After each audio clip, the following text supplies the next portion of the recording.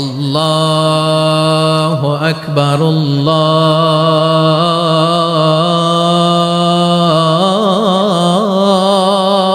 আকবার।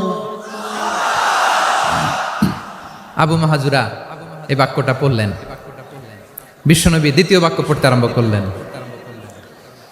আল্লাহু আকবার, আল্লাহু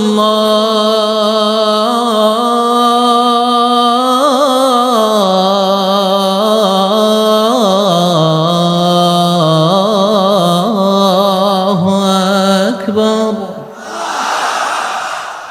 আবু মাহাজুরা এই বাক্যটাও বললেন। বিশ্বনবী আবু মাহাজুরার মাথার মধ্যে হাত দিয়ে তৃতীয় বাক্য বললেন,